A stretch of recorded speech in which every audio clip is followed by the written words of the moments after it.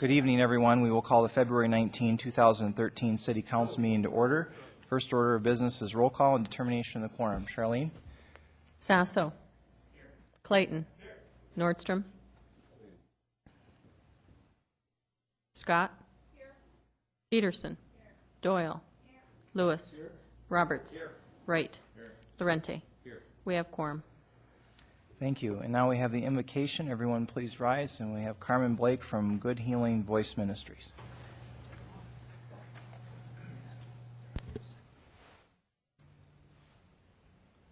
Thank you, Mr. Mayor, City Council. Let's pray. Heavenly Father, I lift up our City Council to you. Lord, take the yoke of the day and replace it with your yoke, for it is light. Fill their hearts with righteousness and holiness from your Spirit.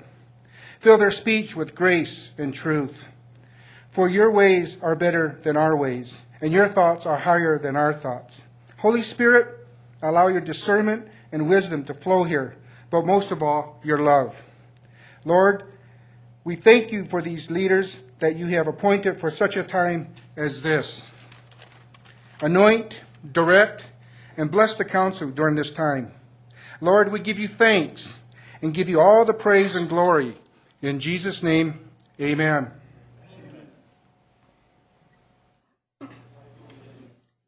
Of the United States of America, and to the republic for which it stands, one nation, under God, indivisible, with liberty and justice for all.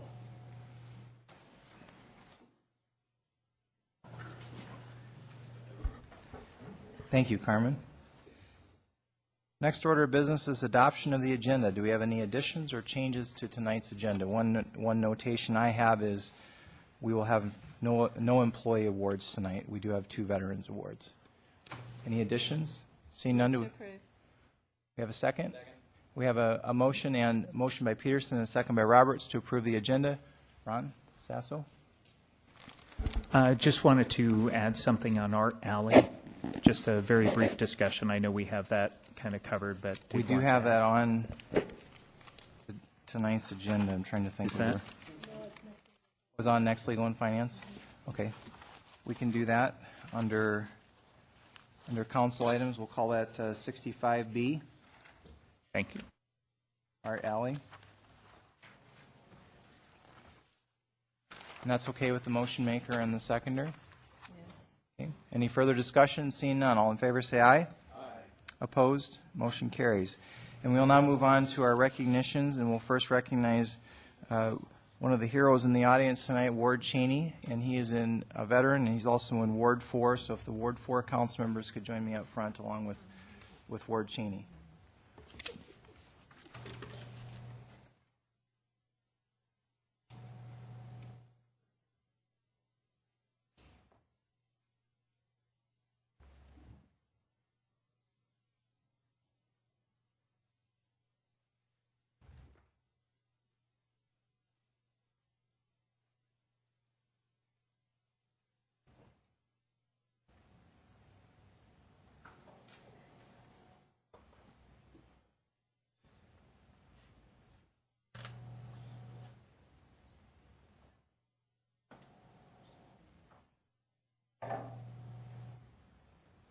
In partnership with the Veterans Coordination Commission, we are pleased to present the February 2013 Veteran of the Month recognition to Ward Cheney, a distinguished and honorable veteran of World War II.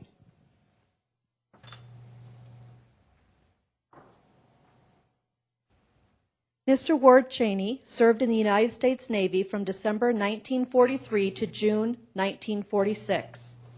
GM-3 SS Gunner's Mate 3rd Class E-4 qualified submarines. Mr. Cheney was attached to the following Pacific Fleet submarines during World War II: the USS Muskellunge, SS-262, completed 1 war patrol; USS Asbro, SS-309, completed 1 war patrol; USS Hake, SS-256, completed 2 war patrols. He was aboard the USS Hake while in Tokyo Bay for the surrender of Japan on the 2nd of September, 1945. Mr. Cheney has been nominated to receive this award because he is a true patriot and proud American. He is one of the last surviving World War II submarine veterans in South Dakota. For the past 15 years, he has been a volunteer with SCORE, helping grow successful small businesses in South Dakota. In addition to his volunteerism, he is a member of the American Legion, a life member of the Veterans of Foreign Wars, VFW, and a life member of the United States Submarine Veterans Incorporated, USSVI. Mr. Cheney also volunteers every third Saturday in the kitchen at the VFW with his submarine group, serving lunch to the public. Having served his country with pride, honor, and integrity, Mr. Ward Cheney is true patriot of the United States Navy, and Rapid City. He is most deserving of Veteran of the Month, and we thank you for your service. Well, thank you. If I had to do it all over, I'd start right now.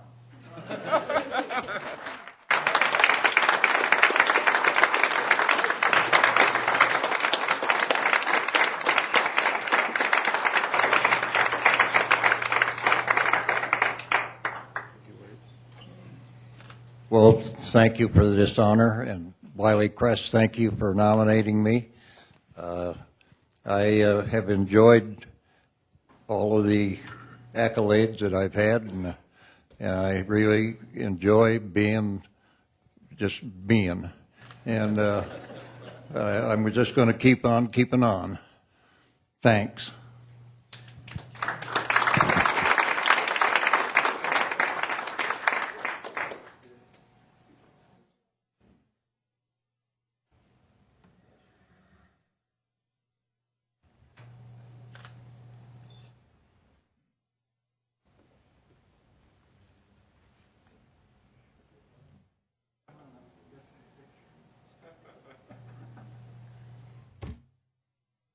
Get the boss up there.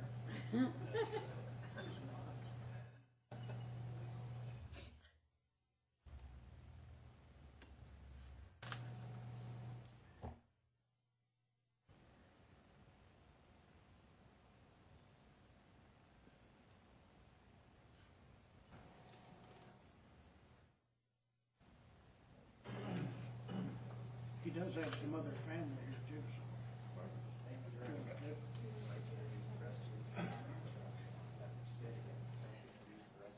Yes, this is my wife Donna, and sitting over there is a son-in-law Dave Holbrook, and my daughter Cameron, and her husband Harold Miller.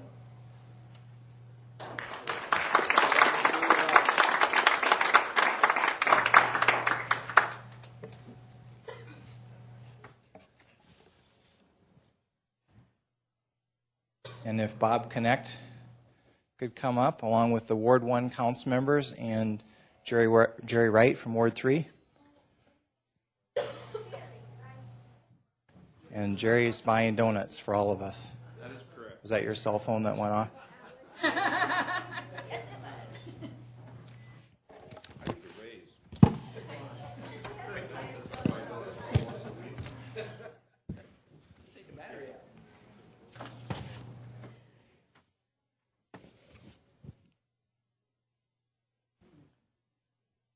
In partnership with the Veterans Coordination Commission, we are pleased to present February 2013 Veteran of the Month recognition to Bob Connect, a distinguished veteran of World War II and also a one-time member of the Rapid City Council, 1960 to 62. Yep, Planning Commission, et cetera, et cetera. All right. Yeah, Bob Connect of Rapid City entered the U.S. Maritime Service in 1942 and attended initial training at the Conn Estate in Long Island. From there, he proceeded to Gallup Island, Boston Harbor, to attend officer training as a communications officer. Upon completion of his training, his first voyage was on the merchant ship, the USS Walter Fleming, which transported barrels of gasoline and 38 P-38 fighter aircraft to Iraq.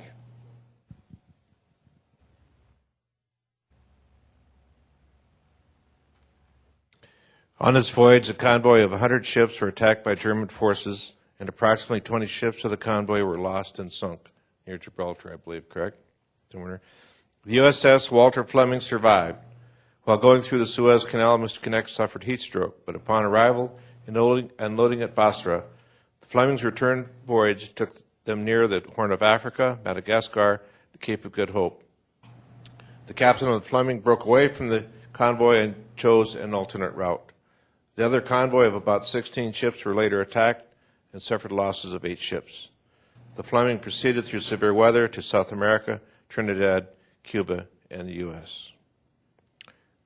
Later, on another ship, Mr. Kinect shipped from the port of Chicago, San Francisco, to Saipan carrying 8,000 tons of incendiary bombs that were ultimately delivered by the United States Army Air Corps to Tokyo, Japan. While in Saipan, their ship was attacked by Japanese aircraft, but their ship was not damaged. After the delivery of the incendiary bombs, Mr. Kinect's ship transported groceries from the U.S. to the Philippines. Mr. Kinect's last voyage was to the European theater with a stop at Le Havre, France, where the damage of the war was most apparent. On the return voyage home, his ship encountered one of the worst Atlantic storms in history, rerouting as far south as the Azores, with the ship nearly breaking apart but surviving. Upon release from active duty, Bob returned to Rapid City and began working with his father and brother at Kinect Lumber Company. Mr. Kinect served a heroic and honorable service to our country in one of the most dangerous ventures of war. Upon his return, he continued his service to his community by serving on the Rapid City Council, numerous boards, organizations, and contributed significantly to the growth and health of Rapid City. Mr. Kinect is another unsung hero of the Great War, and to honor him and all who served in the U.S. Maritime Service and the Merchant Marine is to render appreciation, formal recognition, although late, heartfelt, and appreciated by this community. May I ad lib just for a minute? Bob is a dear friend, and so is Doris. And Bob's been a long-time citizen and contributor to the city of Rapid City. And they're leaving shortly. We're going to lose them as their community members, and Rochester is going to gain, or the Rochester area. I've known Bob a long time, and this is most appropriate not only for him and Doris and his family, but I think, as we did with Wade and other veterans, it's most appropriate that we honor where they've been and gone to places they were unexpectedly arriving at unexpected times, the unlikely times, and so forth. But the Merchant Marine, the Maritime Service, please understand, as the story stated, 100 ships at sea, basically defended by a few destroyers, but basically defenseless. Sitting targets, waiting for a submarine or an aircraft attack. That took guts and courage. And for that, sir, I salute you.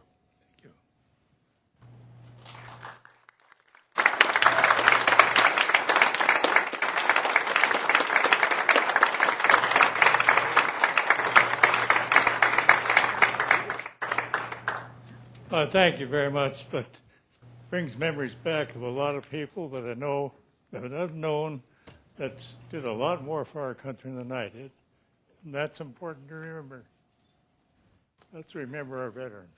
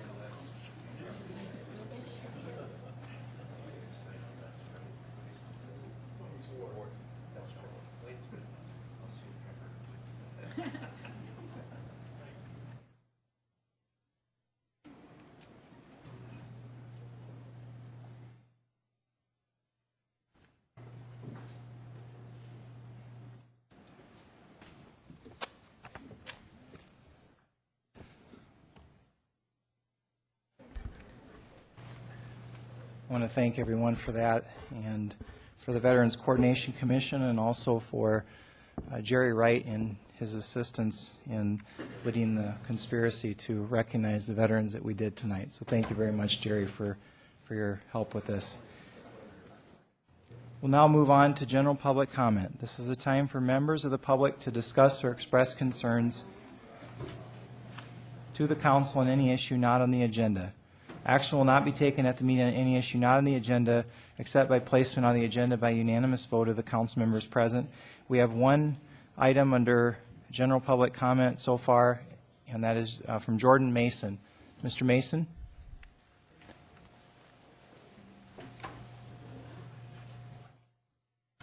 Thank you, Mayor, and thank you all for letting me speak briefly. It's been a while since I've been in these rooms. Fortunately, I'm back long enough to actually say something about something I've been reading about in the papers on and off for a couple of weeks, it seems, while I've been on the road. But I've been a little bit concerned about what I've been reading in the paper about the pressure of trying to eliminate prayer out of the City Council, and I just wanted to comment on it briefly. But it does bother me that there is a movement to do that here or anywhere in the United States. I respect the veterans as well as being one. I myself fought for the rights of people, specifically those first 10 Amendment rights that we have, and we hold those to be inalienable in this country. The first of those amendments being the right to religion, the freedom of religion, not from religion, but of religion.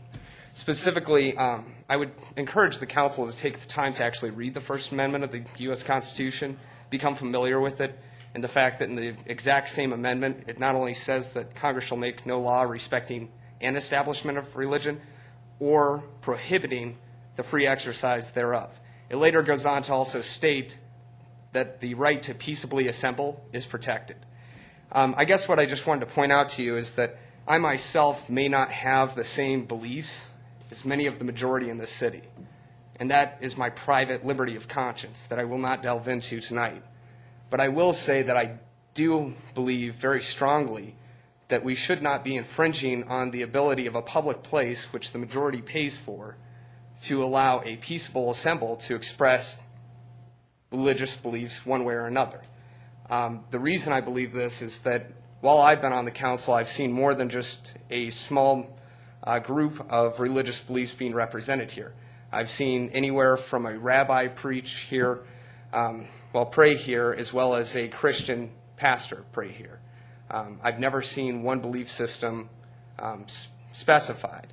And frankly, on the last note that I'd like to make is if this group wants to make a move to go against blue laws, there's many examples that you can go after. For example, the time delays on Sunday, in particular, of the sale of liquor in this town. That's obviously a blue law that's obviously respecting one belief system over all others. This, in the particular instance that they're talking about, is something that I don't believe they have any standing on, and I would encourage you to stand your ground. Thank you. Thank you, Jordan. We do not have any further items under general public comment. Did I miss anyone? Seeing none, we'll move on to public comment for items 3 through 42. Do we have a motion to open public comment? Motion by Doyle, second by Roberts. To open public comment, all in favor say aye. Aye. Opposed, motion carries. Public comment is now open. We do not have any speaker request forms for items 3 through 42. Is there anyone that would like to speak on items 3 through 42? We have a motion by Lewis to close and a second by Roberts. Motion to close the public hearing. Any discussion? All in favor say aye. Aye. Opposed, motion carries. We are now on items 3 through 42. Any council members, like our staff members, need to pull an item for separate consideration, please hit your light now. Do we have a motion to approve items 3 through 42? We have a motion by Doyle and a second by Roberts to approve items 3 through 42. All in favor say aye. Aye. Opposed? Motion carries. Very good. We're on to items 43 through 65A. Sorry?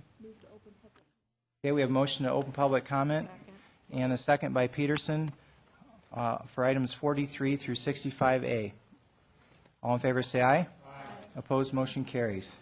We do not have any speaker request forms for items 43 through 65A. We have a motion to close public hearing. Motion by Lewis, second by Scott.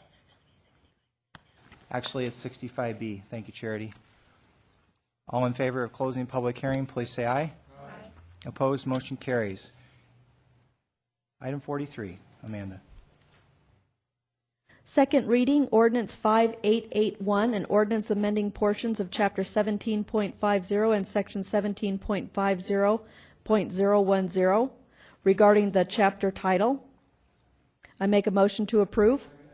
We have a motion and we have a second by Roberts. Any discussion? Seeing none, all in favor say aye. Aye. Opposed, motion carries. 44. Second reading, ordinance 5882, an ordinance amending section 17.50.050 of the Rapid City Municipal Code regarding public notice requirements for the Planned Development Overlay District. I make a motion to approve as amended. Second. Motion by Scott, second by Peterson. Any discussion? Seeing none, all in favor say aye. Aye. Opposed, motion carries. 45. Second reading, ordinance 5883, an ordinance repealing section 17.50.080 through 17.50.100, titled Reserved and Adopting Signage, On-Premises Signage, and Off-Premises Signage, regulations previously codified in Title 15 with amendments. I make a motion to approve with amendments. Second. Motion by Scott, second by Peterson to approve with amendments. Any discussion? Seeing none, all in favor say aye. Opposed, motion carries. 46. Second reading, ordinance 5884, an ordinance adopting a new section 17.50.340 regarding regulations of fences and walls. I make a motion to approve with amendments. Motion by Scott, second by Peterson to approve with amendments. All in favor say aye. Aye. Opposed, motion carries. 47. Second reading, ordinance 5885, an ordinance repealing section 17.50.380 regarding a redundant section regulating off-premises signage as a conditional use. I make a motion to approve. Second. Motion by Scott, second by Peterson to approve. All in favor say aye. Aye. Opposed, motion carries. 48. Second reading, ordinance number 5886, an ordinance amending Chapter 17.54 regarding administration and enforcement regulations of the Rapid City Municipal Code. I make a motion to approve with amendment. Second. We have a motion and a second by Peterson. Any discussion? Seeing none. All in favor say aye. Aye. Opposed, motion carries. 49. Second reading, ordinance number 5901, an ordinance repealing Chapter 15.40 fences and walls of the Rapid City Municipal Code. I make a motion to approve. Second. We have a motion and a second by Peterson. Any discussion? Seeing none. All in favor say aye. Aye. Opposed, motion carries. Second reading, ordinance number 5903, an ordinance repealing Chapter 15.28 sign code of the Rapid City Municipal Code in order to move the sign code to Chapter 17.50 of the Rapid City Municipal Code. I make a motion to approve. Second. We have a motion and a second by Peterson to approve. Any discussion? Seeing none. All in favor say aye. Aye. Opposed, motion carries. 51. Second reading, ordinance number 5904, an ordinance repealing Chapter 15.29 on-premises signage of the Rapid City Municipal Code in order to move on-premises signage to Chapter 17.50 of the Rapid City Municipal Code. I make a motion to approve. We have a motion and a second by Peterson. Any discussion? Seeing none. All in favor say aye. Aye. Opposed, motion carries. Second reading, ordinance number 5905, an ordinance repealing Chapter 15.30 off-premises signage of the Rapid City Municipal Code in order to move off-premises signage to Chapter 17.50 of the Rapid City Municipal Code. I make a motion to approve. Second. We have a motion and a second by Peterson. Any discussion? Seeing none. All in favor say aye. Aye. Opposed, motion carries. First reading, ordinance 5909, an ordinance amending section 17.06 of Chapter 17 of the Rapid City Municipal Code, rezoning the within described property as requested by Carl Murbach for City of Rapid City Solid Waste for a rezoning from General Agricultural District to Public District for property generally described as being located west of South Dakota Highway 79 and south of Catron Boulevard. I make a motion to approve. Motion, and we have a second by Laurenti. Any discussion? Seeing none. All in favor say aye. Aye. Opposed? Motion carries. First reading, ordinance number 5913, an ordinance repealing Chapter 1.08 of the Rapid City Municipal Code relating to wards and precincts, and adopting a new revised Chapter 1.08 of the Rapid City Municipal Code. I make a motion to approve. We have a motion and a second by Lewis. Any discussion? Seeing none, all in favor say aye. Aye. Opposed? Motion carries. First reading, ordinance number 5910, an ordinance to define transient guests for purposes of the occupational tax levied on hotel rooms in Business Improvement District Number 1, also referred to as the hotel bid, by amending Section 3.24.040 of the Rapid City Municipal Code. I make a motion to approve. We have a motion and a second by Peterson. Any discussion? Seeing none, all in favor say aye. Aye. Opposed? Motion carries. 56, Jerry Wright. Item 56 is a request by Dream Design International Incorporated for a preliminary subdivision plan for property generally described as being located at 2109 Skyline Ranch Road. I make a motion to approve with stipulations. Motion by Wright, second by Lewis. Any discussion? Seeing none, all in favor say aye. Aye. Opposed? Motion carries. 57. 57 is a request by Sperlich Consulting Incorporated for Freeland Meadows Limited Liability Corporation for a preliminary subdivision plan for property generally described as being located along the east side of West Nike Road, north of Country Road. I make a motion to approve with stipulations. Second. We have a motion and we have a second by Roberts. Any discussion? Seeing none, all in favor say aye. Aye. Opposed? Motion carries. Item 58 is a request by Sperlich Consulting Incorporated for Logie Construction Incorporated for a preliminary subdivision plan for property generally described as being located on the north side of Corral Drive, west of the intersection of Corral and Park Drive, and I make a motion to approve with stipulations. Second. Motion by Wright, second by Lewis. Any discussion? Seeing none, all in favor say aye. Aye. Opposed? Motion carries. 59. Amanda? Authorize the mayor and finance officer to sign amended engagement letter with Kettle Thorstensen to restate the 2008 through 2010 financial statements. I make a motion to approve. We have a motion and we have a second by Lewis. Any discussion? Any discussion? Seeing none, all in favor say aye. Aye. Opposed? Motion carries. 60. Authorize mayor and finance officer to sign an assignment agreement between Bank West of Rapid City and Dennis Zanstra Real Estate Holdings, LLC, for the tax increment district number 65. I make a motion to approve. We have a motion and a second by Lewis. Any discussion? Seeing none, all in favor say aye. Aye. Opposed? No. Motion carries with one no from Steve Laurenti. Bids.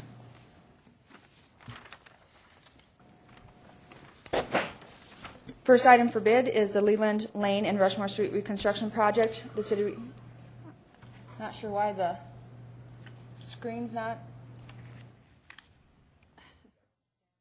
in the back. I don't know, is it working up here for you guys? Okay. We received 5 bids on this. Recommendation is to award the bid to Rapid Construction Company, LLC, in the amount of $1,287,276.14. We have a motion by Peterson and a second by Doyle to approve. Any discussion? Seeing none, all in favor say aye. Aye. Opposed? Motion carries. Next item is the pavement rehabilitation project for Locust Street. We received 3 bids on this item. Recommendation is to award the bid to Hills Materials Company in the amount of $140,975.23. Motion by Doyle, second by Peterson. Any discussion? Seeing none, all in favor say aye. Aye. Opposed? Motion carries.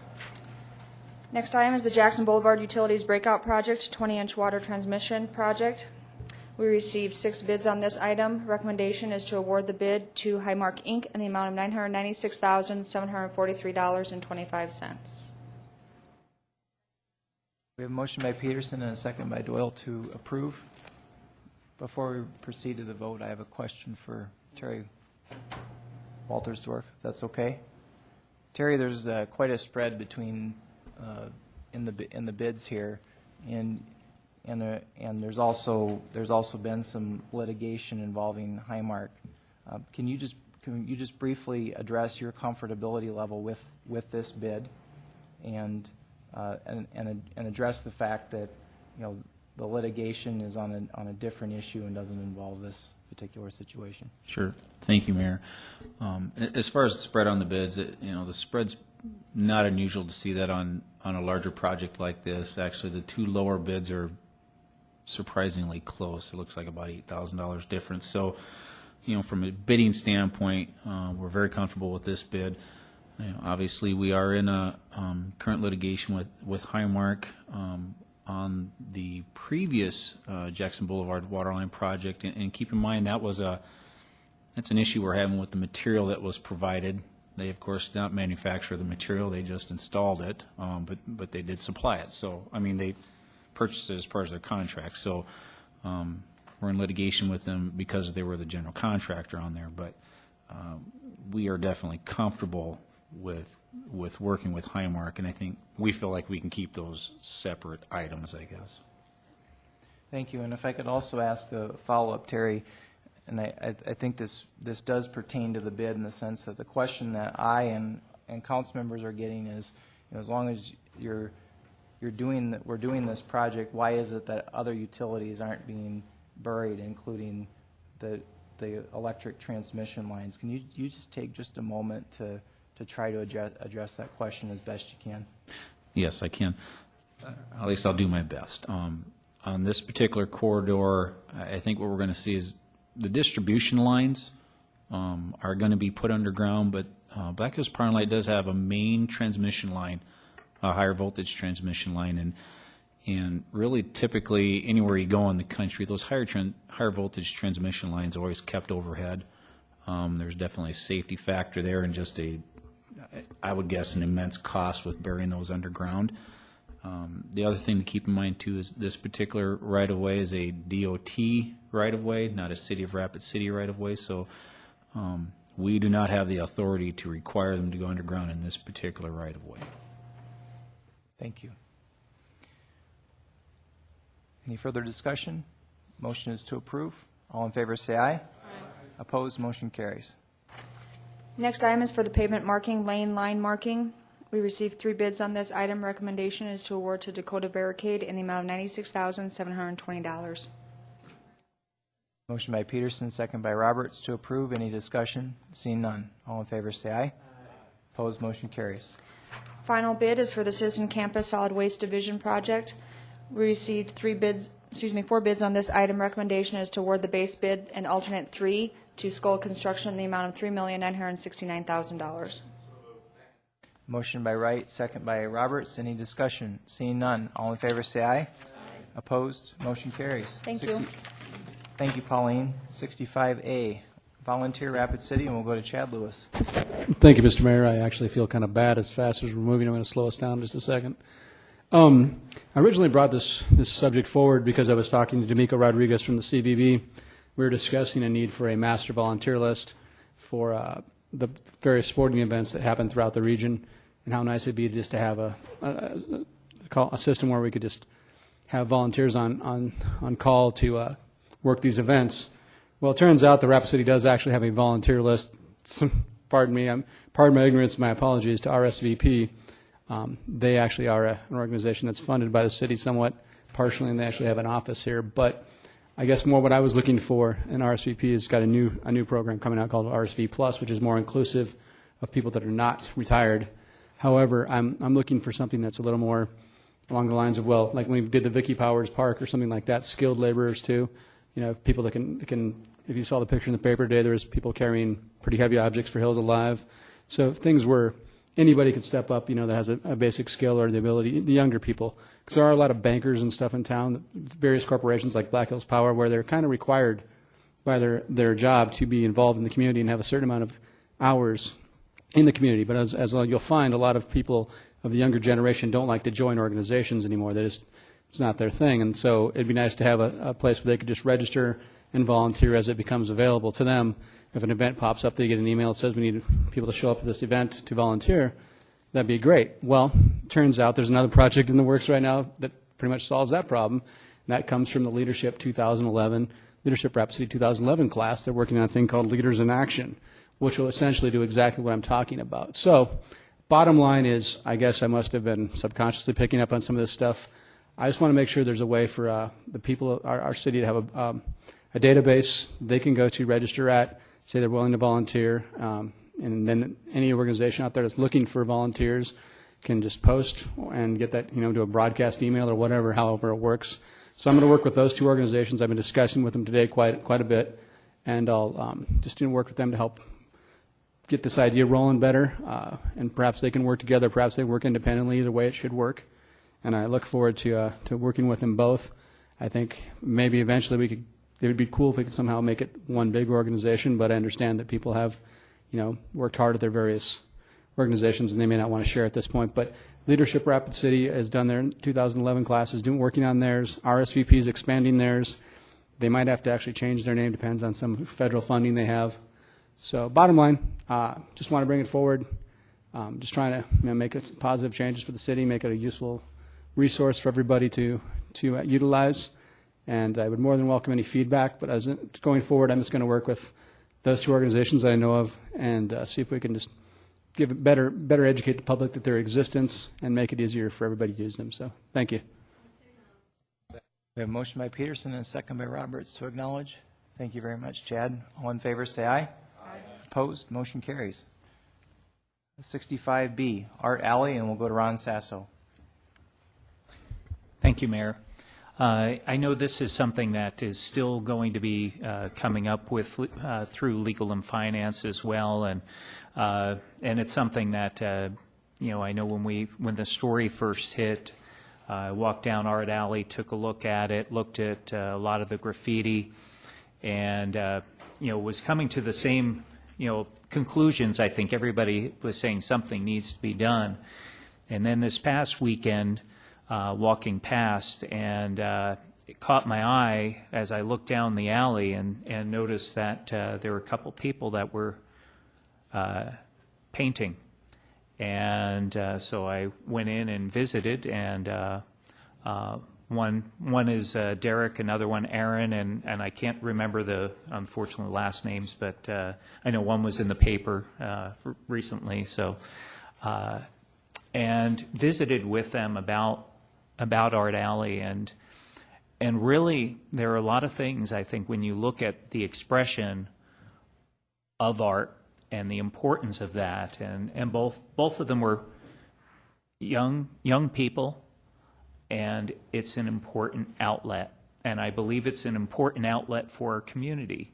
I know there are a lot of challenges that we have to deal with, but when we talk about wanting to have our youth having positive outlets, it's a great one.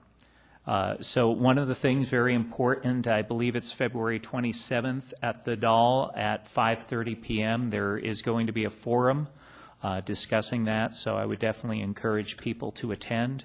I believe it's very important, and I think that community support is going to be particularly important. So anyway, thank you very much.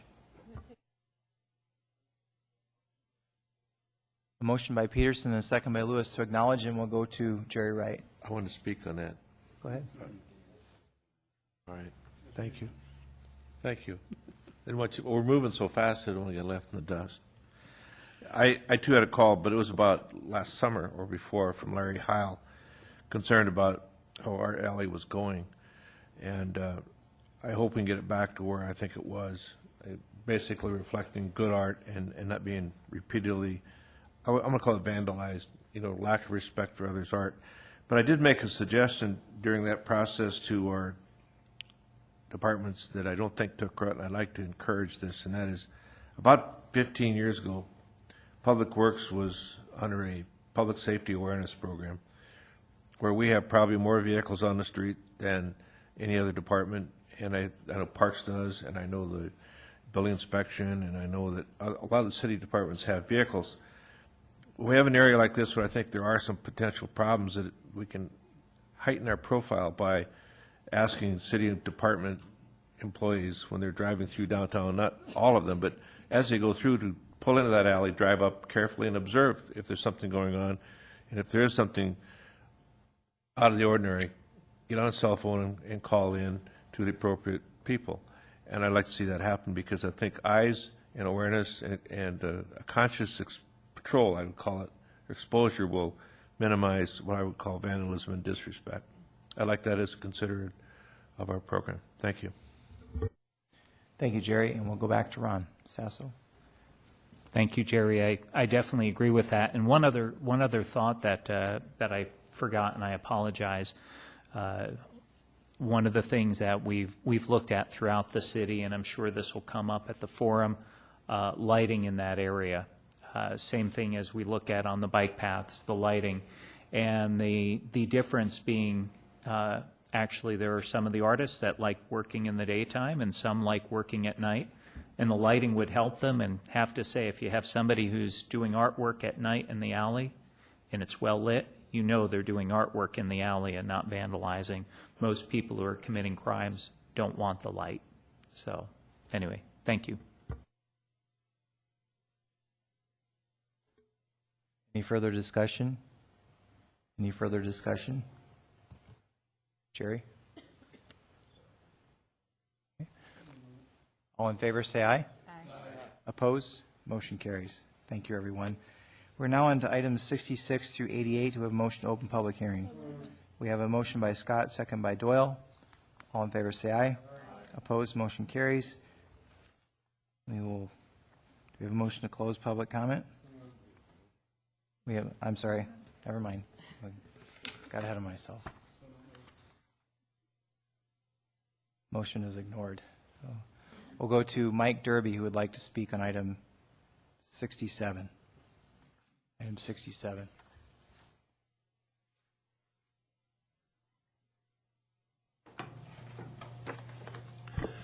Thank you, Mayor and Council. I'm Mike Derby. I'm the owner of the Canyon Lake Chop House. I'm not sure how to handle this. Dr. Jim Byrne, he's being inducted as president of the Scottish-Irish Society, should be here in about 10 minutes. And we've moved pretty quickly through the agenda today. I'd like to reserve my comments till he gets here. Is there a way to do that, Mayor? Or I think we can work something out. Okay. All right. Is he on his way? He's on his way. Thank you. Would you like to make your comments now, or do you want to wait on the? I'd prefer to wait, if Tell we you what, could. if the council's okay with it, we'll pull 67 for separate consideration and allow public comment at that time. I do not have any speaker request forms from any items other than 67. So do we have a motion to close public comment? Second. Okay. We have a motion by Clayton and a second by Scott. All in favor say aye. Aye. Opposed, motion carries. Let's go ahead and remove item number 67 from the consent calendar. And would anybody like to remove any of the other items 66 through 73 with the exception of 67? Seeing none, we have a motion to approve the balance. Motion by Lewis, second by Doyle to approve the balance, which would be items 66 through 73 with the exception of 67. All in favor say aye. Aye. Opposed, motion carries. We are now back to item number 67. Amanda, can you go ahead and read this into the record for us? Item number 67, Scottish and Irish Society, 1302 Downing Street, for a special event liquor license for an event scheduled March 16th, 2013 at Canyon Lake Chop House, 2720 Chapel Lane. Okay. I yield the floor. We will open the floor for public comment at this time. So we'll go to, would Dr. Jim Byrne like to go first? Oh, he's not here. Okay. All right. I had a speaker request for him. The form got here before he did. Okay. I'll make a motion to move this to the end of the agenda. Yeah, we have a motion to move this to the end of the agenda after the bill list. And we have a second by Doyle and everyone else. All in favor say aye. Aye. Opposed, motion carries. We are now on items 74 through 88. And I've been told we can vote on these in one vote, so we're going to be at item 67 again very shortly. Item 74 through 88, would any member of the audience, staff, or council like to pull one of these for separate consideration? These are all leases related to Parks and Recreation. They've gone through the Parks and Rec Board and Public Works Committee. Seeing none, do we have a motion to approve 74 through 88? Motion by Peterson, second by Scott. All in favor say aye. Aye. Opposed, motion carries. We're now on the bill list.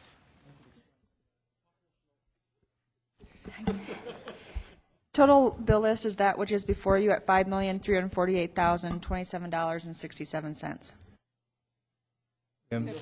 We have a motion by Peterson and a second by Lewis to approve. Any discussion? Seeing none, all in favor say aye. Aye. Opposed, motion carries. let's take a little recess, I think. And About a 10-minute this is just smoke about a break for record for us. Councilman So Roberts. we'll take a 10-minute recess. Thank you. Hey, Mike.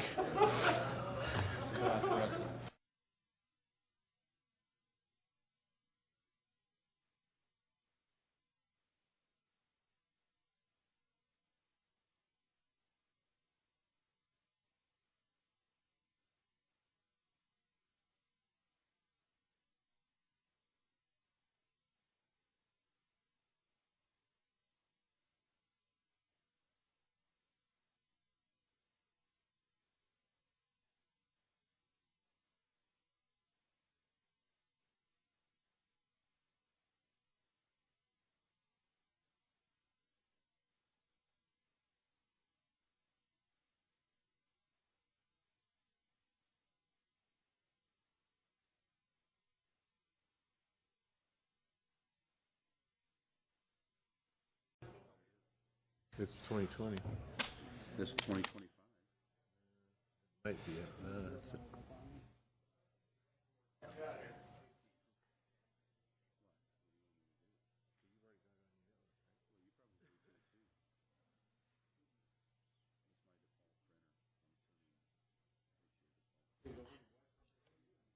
Okay, we'll reconvene our meeting. We are on item 67, and we'll now take public comments for item number 67. And we'll first go to Mike Derby. Thank you, Mayor, Council, for that courtesy. Appreciate it. Dr. Jim Byrne arrived, and he assured me that he's going to be elected president of the Scottish Irish Society, even though he's here. So I think he was running unopposed. But and then also with me tonight, as I mentioned, I'm Mike Derby, Canyon Lake Chop House. Dr. Jim Byrne is with me tonight. Robert Lewis is here. He wrote an opinion letter that was linked to your agenda. There was a Department of Revenue letter and a letter from Robert Lewis, attorney. And I'll just read a quick statement here. Recently, we at the Canyon Lake Chop House were presented with the opportunity to sell our on-sale liquor license. In its place, we have applied for beer and wine licenses. The Scottish and Irish Society is having a special event in March at the Canyon Lake Chop House and would like to try some Scotch and Irish whiskeys. In order to do this, they have applied for a special event license. Please read the Department of Revenue's letter and a letter from my attorney that are linked to item 67. In order to address the concerns of the Department of Revenue, even though I disagree with their conclusion, I would like to propose several stipulations that I believe address their concerns. On the day of the special event, no alcohol will be sold on the premises except by the special event applicant. Number 2, special events at the Canyon Lake Chop House will be limited to 5 events a year. And there was a question, each time, each of those 5 events would have to apply individually and come forward to you for approval. So this is not a blanket approval of 5 events at the Chop House. It's just a concept to limit the number. And 15 days total, which is equal to the timeline for one special event permit under the current ordinance. It is not our intent to circumvent state law, but to simply have several special events at the Canyon Lake Chop House which could otherwise be held there if we did not have any license at all. In conclusion, it's not unusual to have stipulations in regards to alcohol sales, and I would appreciate your support. Thank you. Thank you, Mr. Derby. We'll now go to our next speaker request form on this item from Bob Lewis. Well, actually, I think the doctor was going to go Okay. first, and they were going to see if they wanted me to speak or not. Very good. Dr. Jim Byrne. Well, thank you for waiting for me. I didn't anticipate that you'd get through the agenda so fast, but the connection between Irish and Scottish people and whiskey, I don't know if it needs any explanation, but the word whiskey is actually the English pronunciation of an Irish word that means water. And so although beer and wine is very popular at our events too, For toasting and that kind of thing, when an American Irishman drinks some Irish whiskey, he feels a cultural connection to the ancestral homeland. And same with the Scots, with their Scotch. Our group has been in existence since 1998, and most of our members are, I'd say 90% of the members are over 35. We've never had the police called to one of our parties. We police ourselves, and generally we're done by 10 o'clock. So this is not going to be some wild blowout. If there's any questions, I would be glad to answer them. Thank you. We'll finish our public comment time, and then we'll close public comment and come back to questions from council Okay, members. thank you if for your there are any. time, ladies and gentlemen. Mr. Lewis, would you like to speak? Sure, I'll be. We'll recognize Bob Lewis. Thank you. My name is Bob Lewis. I'm an attorney here in Rapid City. I could approach this in one of two ways. One is a kind of lengthy argument like I would make in front of the court or something like that, but that doesn't appear necessary right here. Basically, I'll just address a couple of quick points, and then I'll be available to answer any legal questions that the council members may have.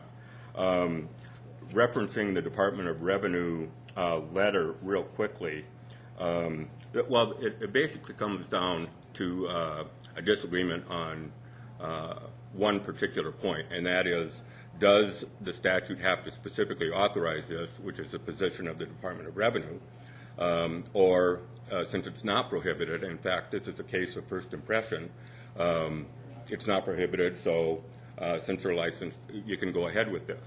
But basically, I would submit to the council that the Department of Revenue's position is very flawed.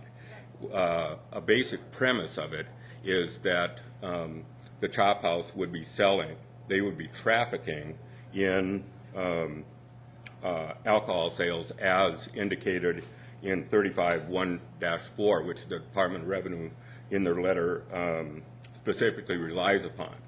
And in this case, there's two reasons that is flawed. One, the stipulations that Mr. Derby has submitted take care of that completely. They would not be trafficking in alcohol, so 35-1-4 that wouldn't apply to them. There'd only be one party, and that would be the special event licensee that would be selling beer, wine, or distilled spirits there.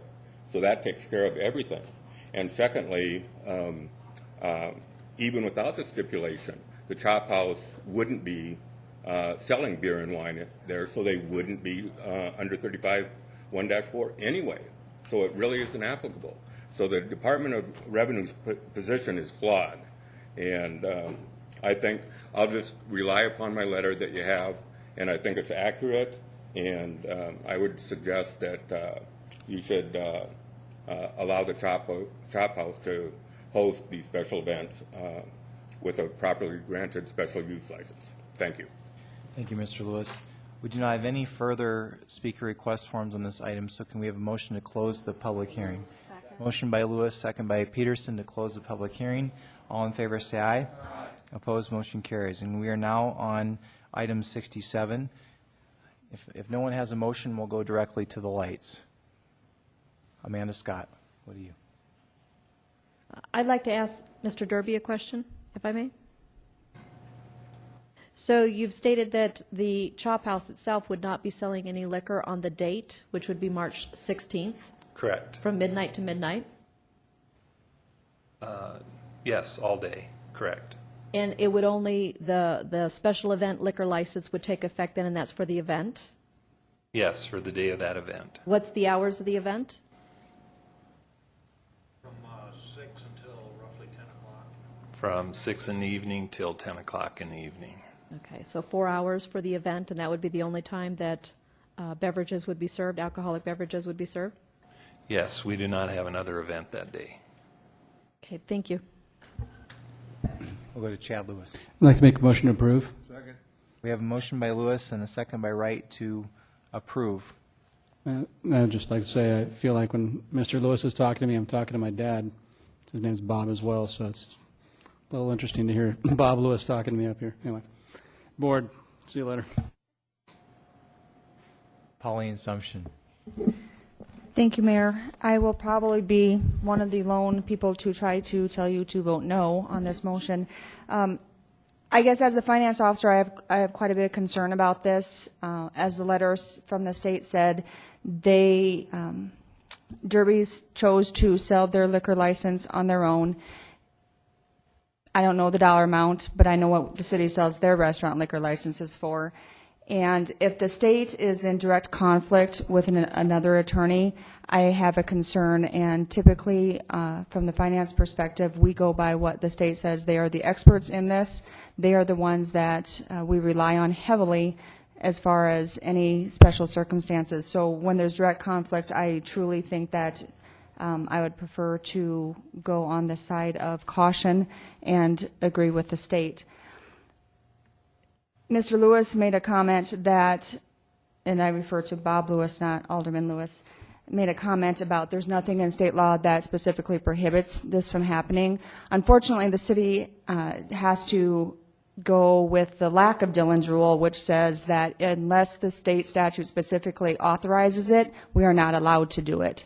So I refer to that as well for your consideration and my opinion as the finance officer. Thank you. Thank you, Pauline. And the motion on the floor does not include any stipulations. Is that correct? Can I clarify my motion? I'm sorry, I should have included that. Yeah, that was as per I thought that was part of the attached memo. So it'd be as per the request of the applicant for the 5 days and 15 days and 5 events, as per the request of the applicant. So the 3 stipulations are: 1, no one else sells alcohol other than the Scottish and Irish Society on this particular date. There'd be a limit of Joel. I'm just a little concerned about this idea of stipulations, because Mr. Derby, you're putting stipulations on Mr. Derby's license, and he isn't the applicant. The applicant is the Scottish Irish Society.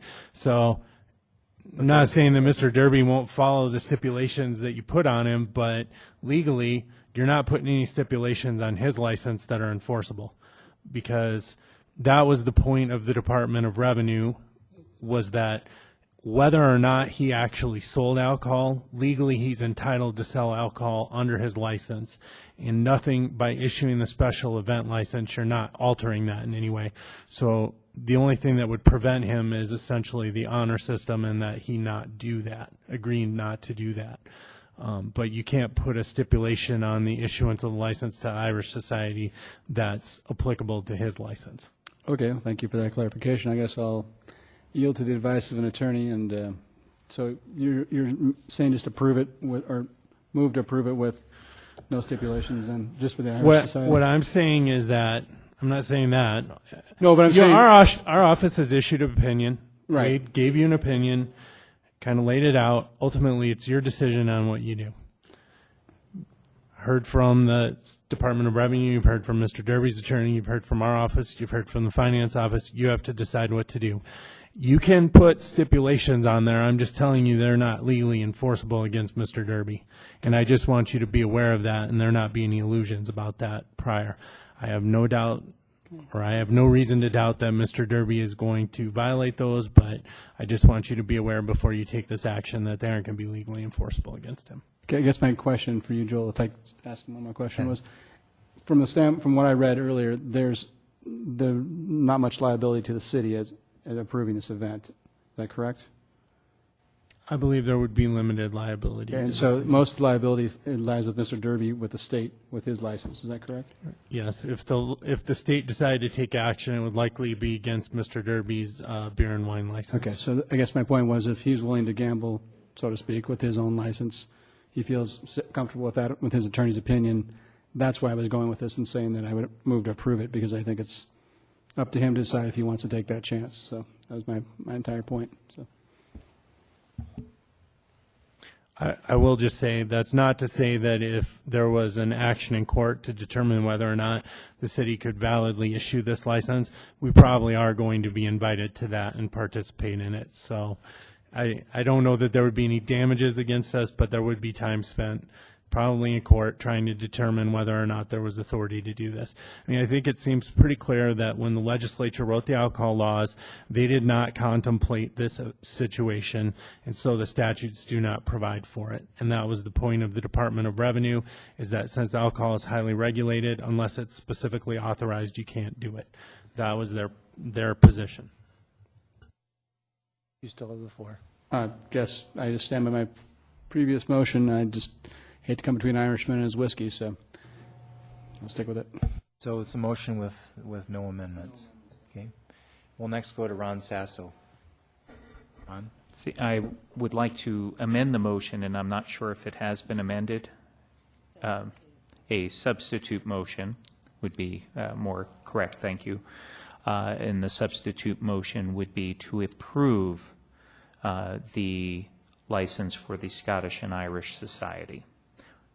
No stipulations, just approving. That is the motion. That is the motion.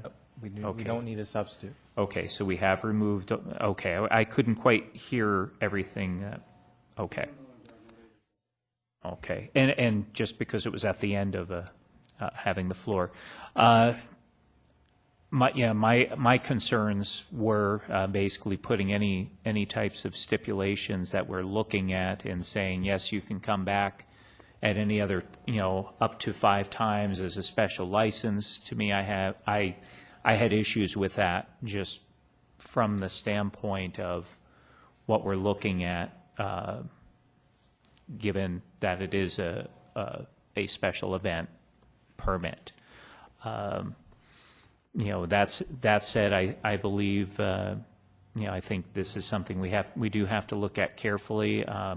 I'm half Italian, the other half, I'm quarter Irish, quarter Scotch. So my grandfather's currently in Scotland, so I understand this. And at the same time, I think we have to be careful with whatever liability we do have with this issue. So I'll yield. Steve Laurenti. Thank you, Mr. Mayor, and I'd like to ask the finance officer a question, if possible. Go ahead. Pauline, is there some precedent set with this before, this type of situation? Have we had this before, or is this something brand new? This is something brand new, as far as I'm aware of. Okay, thank you.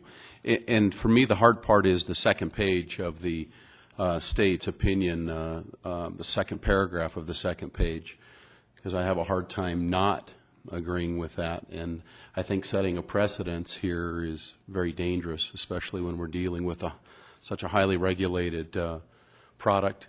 It may not be the popular opinion, but I think the prudent decision and the right policy would be to stand behind the state's opinion, and I will be doing that. Thank you, Mr. Mayor. Joel Landine. Actually, Mayor, you got my comments earlier when I waived free. Jerry Wright. As the seconder to the motion, and I think it's been clarified, but to clarify it clearly for the seconder, we are acting on a request by the Scottish and Irish Society of Downing Street for one special event, a liquor license for an event scheduled March 16th at the Canyon Lake Chop House, and that's who it's granted to, correct? And they have agreed that their party will be from 8 to 10, and the Chop House, 6 to 10, I'm sorry, 6 to 10. I'm going to cut you down in hours, didn't mean to do that to you. 6 to 10, and at the Chop House, as public has said, they will sell no liquor within that time period, that day period. I can still support that. Thank you. Thank you, Jerry. And we'll go to Amanda Scott. Thank you, Mayor. I've given this one a lot of thought ever since it came out with all the documents that were attached and stuff, and I'm in agreement with Alderman Laurenti. My biggest concern is twofold. One, Pauline Sumption said it, and that is we do have an opinion from the Revenue Department at the state level. But also, this is the first time this is coming before the City Council. And I think it is setting a precedent, and I'm really not sure where this is going to go from here. So it may not be the popular vote, but I will not be supporting this. Thank you. Mike, if you don't mind, I have a question of clarification. Yes, Mayor. Is the Canyon Lake Chop House going to be providing the liquor to the Scottish and Irish Society to sell, or are they going to be bringing it in, and then you're going to be pouring it for them? Thank you. That's a good question. Even though I have an off-sale packaged liquor license, the special events have to purchase their beer, wine, and liquor from a wholesaler. I cannot sell them the liquor, because then I would be reselling liquor to be sold by someone else, and that's against state law. So they'll have to go to one of the local vendors here in town and purchase that directly. Okay, very good. Did you have anything else you wanted to add? Thank you, Mr. Mayor, I do. What's interesting about this situation is, one is if I did not have a beer and wine license, there'd be absolutely no issue. The event could be held at the Chop House. I understand the Department of Revenue's position, and they did not give a letter in regards to the stipulations I presented. What I was trying to do is provide stipulations that answered their concerns, and I believe I did that. So that there are no questions about who's selling alcohol during that day. And the second part of it is, it's not a scheme or an attempt to get around the liquor laws. It's only for 15 days. That's a number I picked. But it's only for 15 days. It's limited to 5 events. So I am not trying to create a scheme where there's an opportunity to have a great amount of events with special events that could sell liquor there. And I'm not selling it. I think the point is, I'm not selling it. I will provide staffing that is trained, TAM certified to do it. There'll be the appropriate insurances in place. And so the letter from the Department of Revenue, I answered their concerns with those stipulations. And since it's at our facility, and I believe we're almost like a co-applicant, they're the applicant, I'm the location, so hold me to a stipulation. I think it's perfectly fine to provide some stipulations, and I will follow those stipulations. Thank you, Mayor. Thank you. Let's go to Pauline Sumption. Pauline? Thank you, Mayor. I guess if those are the stipulations that the council wants to approve, I still have concerns. Past experience has proven to me that, and has been shown to me, that unless you are the license holder, you cannot have staff working for that. I didn't get in trouble, but a business got in trouble when I was in Sturgis because they operated under their alcohol license, and Hooters actually did the serving. And so the state came down and said no, that the applicant, in this case the Scottish Irish Society, would have to provide the labor to serve that alcohol under what the state has said in the past. So unless they want to provide an opinion on that as well, I would still have concerns. We'll go to Bill Clayton. Bill? Thank you, Mr. Mayor. There's been a lot of talk, and I'm not sure yet that I'm quite clear here, and Pauline has just shed more light on this. I did have my computer up on page 2, paragraph 2, and it's gone black, so I can't read from it. But it seemed that the major concern was about the sale of the liquor. Is there a way, and let me ask you gentlemen, that in that, it seems on the surface anyway, that in order to have a permit, it has to take place in a public place, which the Chop House qualifies. And as you have said, Mike, if you didn't have a license, it would be pretty cut and dry. We could do it without too much reservation. And now we have another wrinkle here, that if your staff is serving somebody else's alcohol, that creates a problem. Is there a means by which that it's not sold, maybe, or is that illegal as well? If it's a party per se, and these folks provide the alcohol, and I guess who dispenses it, we'll let that unravel itself. But if it's not sold on a per drink basis, so that it's not being sold per se, does that open any other avenues to us or to you? I'm going to jump in on that one. No. State law says it's an open container unless you are consuming the alcohol on a licensed premises from which the alcohol was purchased. So you can't drink hard liquor in public or in a public place, whether or not it's sold. Okay. So that doesn't get them around their problem. All right, thank you. Let's go to Jerry Wright. Jerry?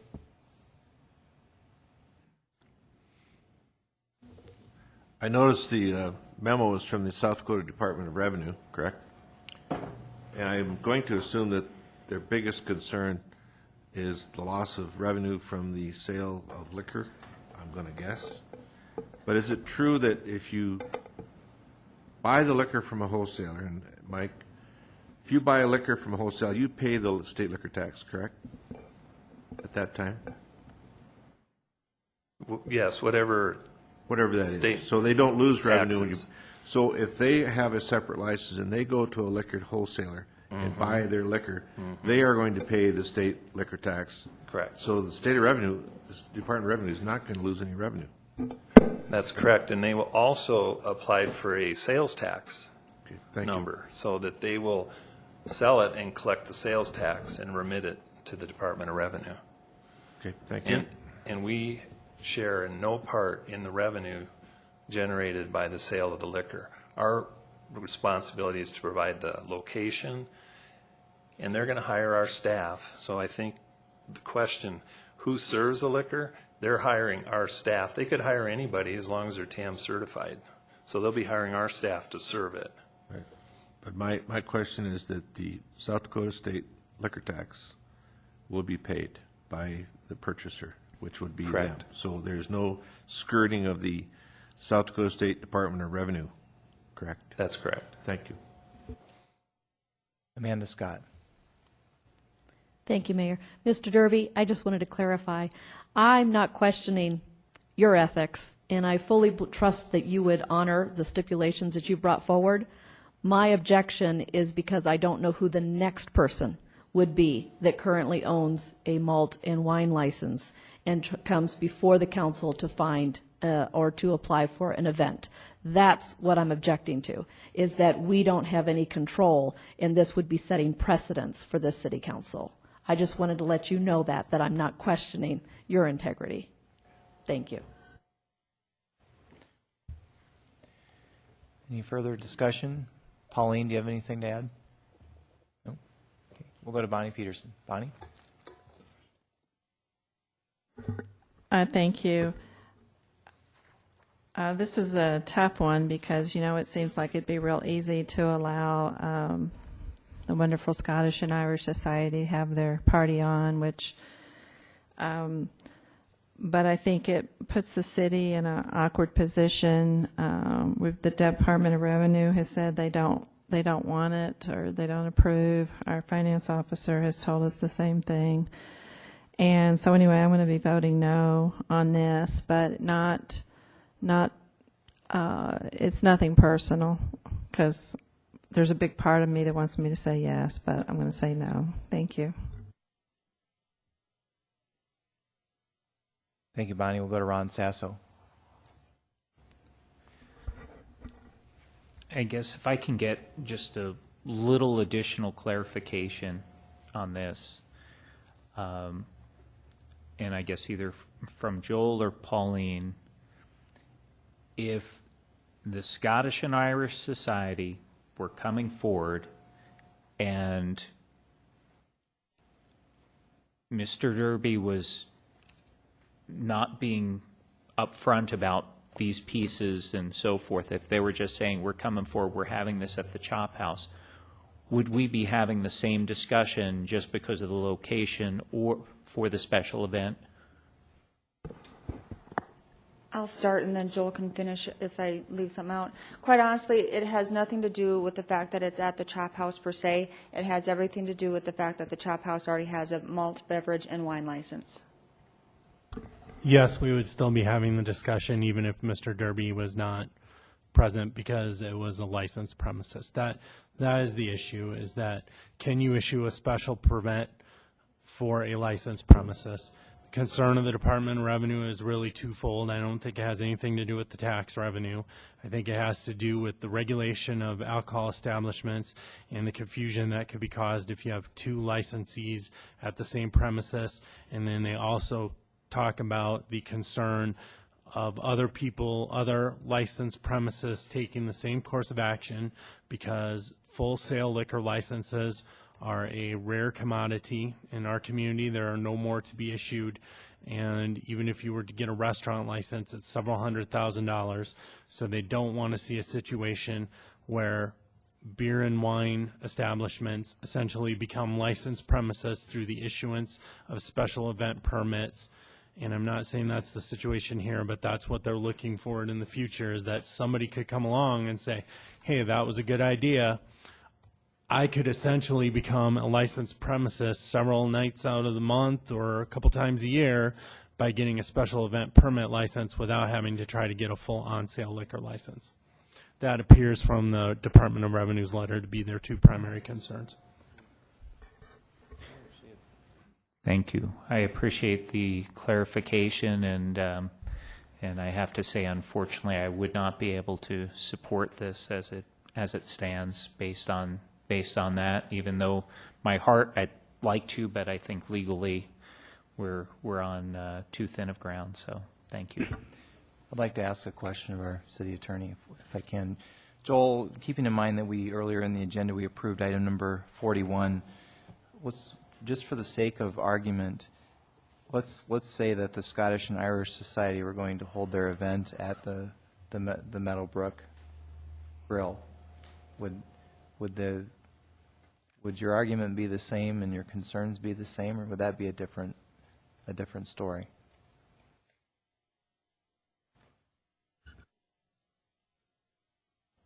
I believe the Meadowbrook Grill only has a beer and wine license, so yes, the concerns would be exactly the same.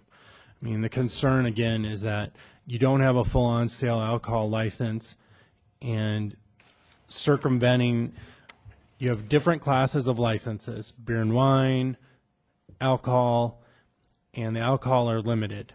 And the concern is circumventing the requirement to have a full on-sale liquor license by use of a special event permit. So, even if the applicant has said, or the applicant's landlord has said they're not going to profit directly from the sale of the liquor, that does not affect the analysis legally. Okay. Go to Chad Lewis. Call the question. Question's been called. Any objection to calling the question?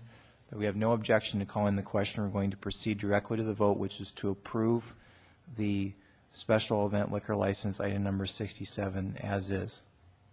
Motion is to approve. All in favor of the approval, please say aye. Aye. Opposed? No. Roll call, please. Peterson. No. Doyle. No. Lewis. Yes. Roberts. Wright. Yes. Lorente. No. Sasso. No. Clayton. Scott. No. 4-5, motion fails. Thank you, everyone. We have a motion to adjourn. Motion by Doyle, second by Roberts. All in favor, say aye. Aye. Opposed, motion carries. We're adjourned. Thank you, everyone.